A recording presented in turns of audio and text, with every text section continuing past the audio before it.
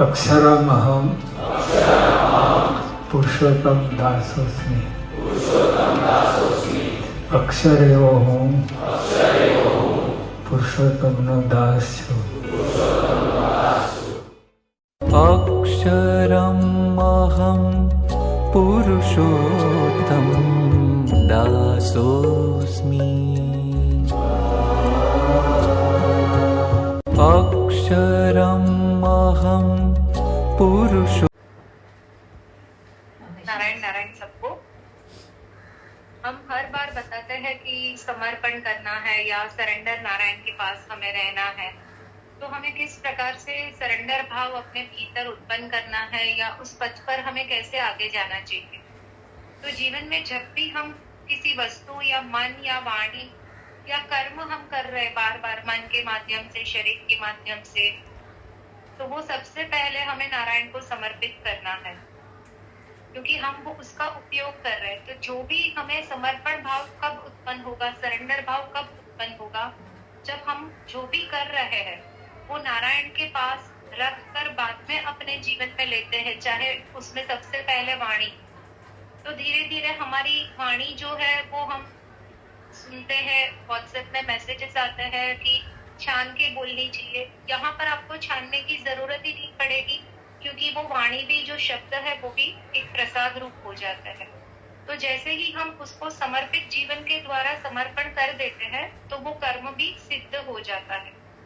तो जैसे अर्जुन के भीतर से भी श्री कृष्ण शरणम मम श्री कृष्ण की आवाज आ रही थी, वो सोते थे तभी, कि उसके आजू बाजू में भी अगर कोई खड़ा रह के सुनता है, जब भी अर्जुन अपने कक्ष में सोते थे तभी, तो उसमें एक वातावरण में से वहां पर श्री कृष्ण ऐसे आवाज आ रही थी। तो ऐसी आवाज आती है तो उसके लिए उन्होंने क्या क्या तप किया है, कितना समर्पण भाव किया है, सरेंडर भाव रखा है नारायण के प्रति।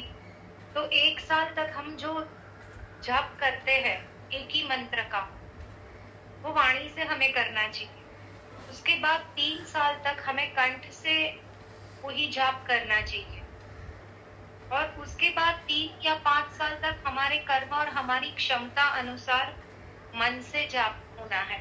और उसके बाद के जो सालों में आते हैं जब, वो अजपा जप कहते हैं, कि वो आप चलते फिरते हो फिर भी आपके भीतर से जैसे ही आप सांस लेते हो तो भी अंदर से एक नारायण का जो भी जाप है उनका स्मरण आएगा। सांस छोड़ते हो तो भी बाजू वाला अगर बहुत गहराई से सुनेगा तो उसको भी वो आवाज सुनाई देगी, जो भी मंत्र का जाप हम करते हैं। हमें जो भी नारायण के ऊपर श्रद्धा है या विश्वास है, जिनका भी हम मंत्र जाप करते हैं, तो हम समर्पण भाव जब उत्पन्न करते हैं तब धीरे धीरे हम ये मंत्र जाप की मात्रा बढ़ाते हैं। और ये मंत्र जाप की मात्रा बढ़ाने के बाद हम कैसे उसमें अंदर वो चले जाते हैं, हमें खुद को स्वयं को भी पता नहीं रहता है। तो ये जो मैं आज बता रही हूँ कि जो व्यास जी हुए हैं, जिन्होंने भागवत का शास्त्र हम सबके लिए, मनुष्य जीव के लिए पृथ्वी पर जो रखा है, तो उनको जब ये शास्त्र की रचना करनी थी, भागवत शास्त्र की रचना करनी थी, तब वो बहुत दुविधा में थे कि पहले तो कभी भी कोई बड़ा शास्त्र बनाना रहता है या रचना करनी रहती है तो उसके लिए वक्ता और श्रोता दोनों सिद्ध हुए चाहिए, तो ही वो शास्त्र का असर हम तक पहुंचता है और हमारे जीवन में भी उसकी असर होती है। तो वो सोच रहे थे कि मैं बोलूं तो सही, लेकिन सामने लिखने वाला कौन मुझे मिलेगा। तब श्री गणपति जी बोलते हैं कि मैं लिखने के लिए तैयार हूँ, और वो तैयार हो जाते हैं। तो व्यास जी बोलते हैं कि गणपति जी लिखेंगे तो वो तो सर्वश्रेष्ठ है, कि समग्र सृष्टि के लिए, समग्र मनुष्य जाति के लिए ये बहुत ही फायदेमंद होगा कि भागवत श्री गणपति जी ने लिखा और हमारे तक पहुंचा। तो गणपति जी का जो वाहन है वो मूषक है, हम सबको पता है। मूषक यानी उद्योग का वाहन। तो वो 1 सेकंड के लिए भी बैठता नहीं है। तो गणपति जी उनको बताते हैं कि आप बोलना शुरू कीजिए, मैं लिखना शुरू करता हूँ, लेकिन उसमें कलम रुकेगी नहीं। अभी इतने बड़े शास्त्र की जब रचना करनी रहती है तो हर 100 श्लोक के बाद एक ऐसा कुछ श्लोक आता है कि जिसके सोचने पर हम जितनी भी बार, जिन्होंने भी यहाँ पर भागवत कथा सुनी है या हम खुद भी पढ़ते हैं, मैं खुद भी पढ़ती हूँ तो वो जो एक श्लोक आता है कुछ कुछ श्लोक के बाद, तो हर बार हम उसमें से कुछ नया आचरण कर पाते हैं, कुछ सीखते हैं, हमें खुद को उसका मीनिंग समझ में नहीं आता है। आज की तारीख में भी मुझे बहुत सारे उसमें मीनिंग समझ में नहीं आते हैं, उतना उसका गूढ़ रहस्य रहता है कि हमें क्या धर्म बताना चाहता है, नारायण बताना चाहते हैं, वो हमें समझ के परे है, समझ के बाहर है। हम वो प्रयत्न कर रहे हैं कि हमें उसका एक क्षण या एक शब्द भी हमें समझ में आए।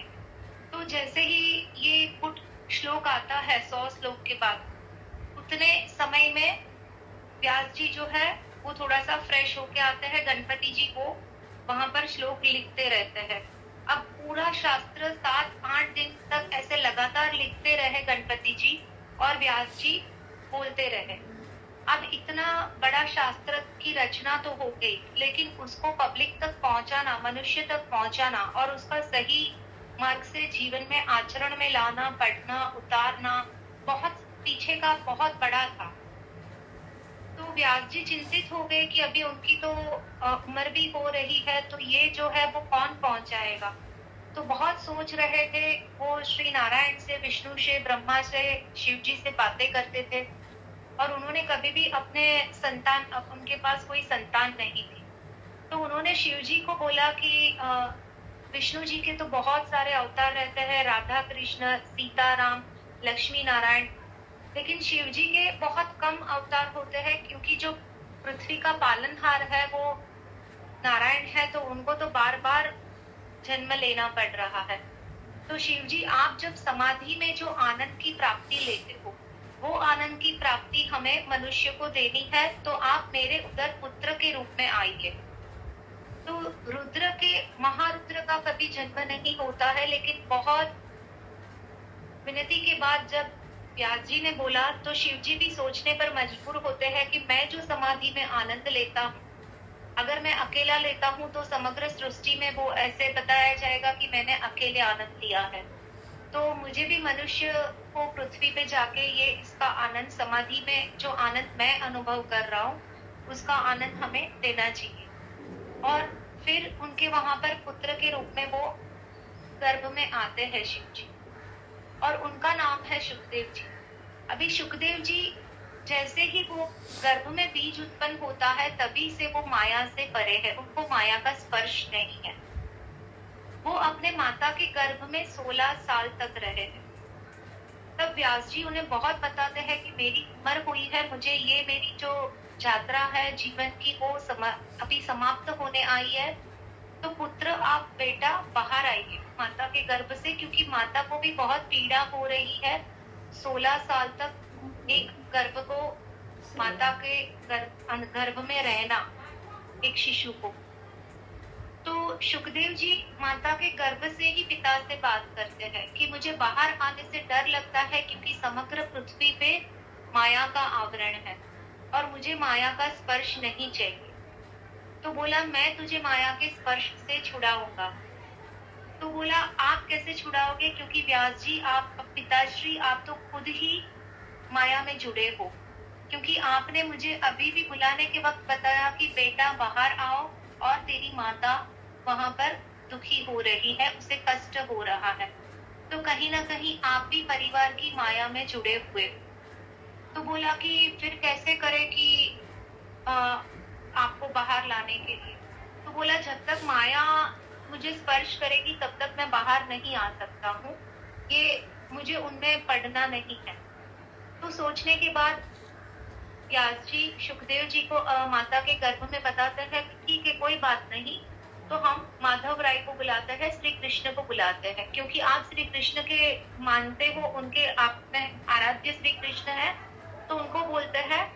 श्री कृष्ण को विनती करते हैं, प्रकट होते हैं और वो बताते हैं कि आपको माया का कुछ भी स्पर्श नहीं होगा, आप माता के गर्भ से बाहर आइए। और उसके बाद वो बाहर प्रकट होते हैं, और भागवत का जो सबसे पहला जो है वो मनुष्य तक पहुंचाने का कार्य जो है वो सुखदेव जी ने किया हुआ है।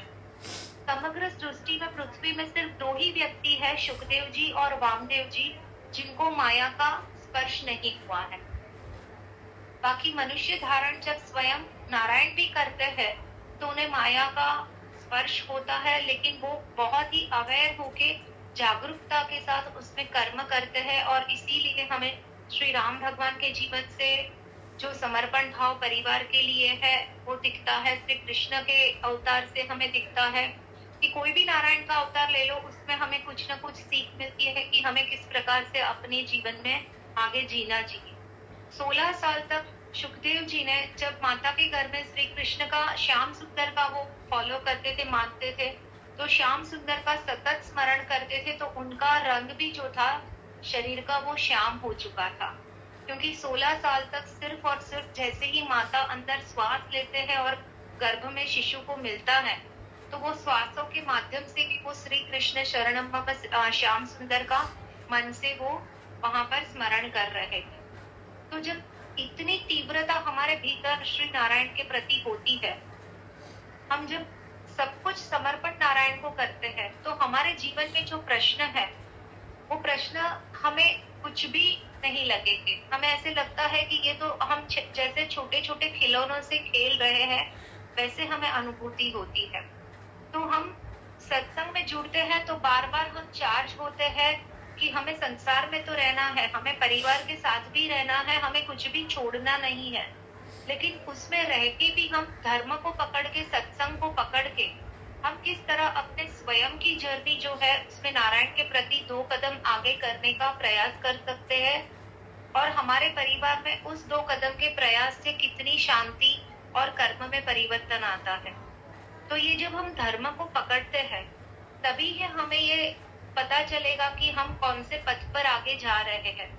यहाँ पर जुड़े हम हर एक व्यक्ति को अपने स्वयं आज हमें झांकना है कि हम जब यहाँ नहीं जुड़े थे तो हम पहले किस प्रकार से कर्म कर चुके हैं, और किस प्रकार से हमारा स्वभाव था, हमारा व्यवहार था स्वजनों के साथ, हमारे परिवार के साथ, हमारे ऑफिस वालों के साथ, और हमारे मन से कितने हमने गलत कर्म किए हैं।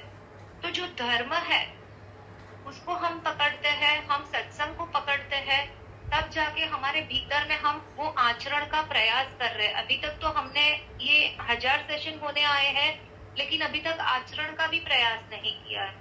जैसे बच्चा जो 6 महीने के बाद घुटनों भर चलने का प्रयास कर रहा है, अभी तो हम वो स्टेज का प्रयास कर रहे हैं, अभी तक हमने चलना भी नहीं सीखा है। तो घुटने के बल हम एक साइड करके बच्चे की तरह हम प्रयास कर रहे हैं कि हम धर्म को पकड़ के, नारायण को पकड़ के किस प्रकार हम समर्पण भाव अपने भीतर उत्पन्न करें, और किस प्रकार से हम खड़े हो सके अपने दोनों पैरों के ऊपर धर्म के माध्यम से, कि हमारे दोनों जो पैर हमें दिए हुए हैं मनुष्य के शरीर में, वो हमारे धर्म के पैर होने चाहिए। लोग बोलते हैं कि आप कौन सा धर्म के हो, तो कोई बोलेगा कि हम श्री कृष्ण के धर्म के फॉलोअर है, कोई बोलेगा हम जैन के हैं, कोई बोलेगा स्वामी नारायण के है, स्वामी समर्थ के है, सब अपना अपना धर्म का नाम बताएगा। लेकिन वो धर्म नहीं है, वो बहुत गहराई से हमें स्वीकारना है। वो जो है वो संप्रदाय है। आप स्वामी नारायण संप्रदाय के फॉलोअर हो, आप श्री कृष्ण के संप्रदाय के फॉलोअर हो, आप श्रीनाथ जी के, श्रीजी बाबा के संप्रदाय के फॉलोअर हो। धर्म जो है वो हमारे भीतर से उत्पन्न होता है कि हम कितना समर्पण भाव करते हैं, हम कितना लोगों के प्रति किस प्रकार से व्यवहार करते हैं, वो हमारे भीतर से धर्म उत्पन्न होता है। अपने आत्मा की जागरूकता, अपने आत्मा में एक अपनापन पहले अपने लिए लाना और फिर श्री नारायण के प्रति लाना। और जो हम प्रेम करते हैं, यहाँ पर हमें ज्ञान तो बहुत मिलता है सत्संग से, यूट्यूब से, अपने कीयुम सत्संग के परिवार से, लेकिन ज्ञान पूरा भर गया, नारायण के प्रति अगर हमारा प्रेम नहीं है तो वो ज्ञान हमारा कुछ भी काम का नहीं है। तो सत्संग में हम जब जुड़ते हैं तो धर्म क्या है उसकी हमें पहचान होती है। धर्म की थोड़ी सी पहचान की शुरुआत होती है तो हमें नारायण के प्रति प्रेम होता है, और जब नारायण के प्रति प्रेम होता है तब धीरे धीरे हम घुटनों के बल चलने का प्रयास करने में सक्षम हो सकते हैं। तो हमें ये सेशन से क्या मिलता है, नारायण के प्रति प्रेम कैसे जागरूक करना है, उस दिशा में हमें पथ पर आगे जाना है। उसके बाद हमें परिवार के सभी सदस्यों को प्रेम करना है कि क्योंकि वो तो हमारे जर्नी में हमारे जितने साल है उतने साल तक हमारे साथ है। लेकिन नारायण के प्रति प्रेम जो है हमारे आत्मा में एक बार जागरूक हो गया तो वो प्रेम जन्मों जन्म युगों युगों तक रहेगा। जैसे श्री हनुमान जी का आप देख रहे हो, आज की तारीख में भी जब वो चिरंजीवी है, हिमालय में अपने स्थान पे वो विराजमान है शारीरिक रूप से, आज भी वो श्री राम के प्रति उनका प्रेम हम देख सकते हैं कि कहीं पर भी श्री राम की हम माला भी करते हैं, हमारे भी सेशन में वो स्वयं आते हैं, लेकिन हमारी दृष्टि से हमें वो दिख नहीं रहा है क्योंकि हम लौकिक में माया में उतने वहां पर व्यस्त होते हैं। बाकी हमारे हर सेशन में हनुमान जी का प्रागट्य होता ही है। नारायण नारायण।